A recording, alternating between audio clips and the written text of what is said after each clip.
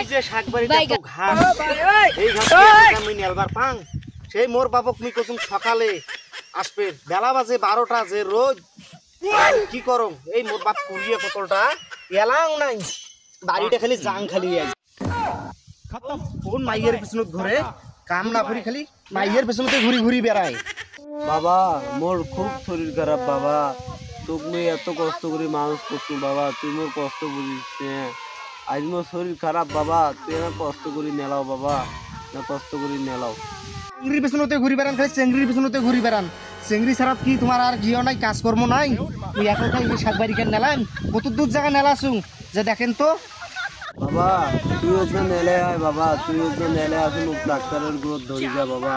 মোর জিও কথা মনে হয় গেল বাবা তুই তবাস তুই যা বাবা তবাস তুই আসিস বাবা মুই ওখানে নেলে ঢালে তাড়াতাড়ি আইসুছু তোমার কেমন নজু ঘটক টাকা আইছে তুই মোর কাগজ কবার নেই কোনো কোনো হাট হাট হাট আপ কাম করবেন নাই আর বিয়ে করে সাজছে ভুলে গেছি বাবা মুই এলাই কাম বাবা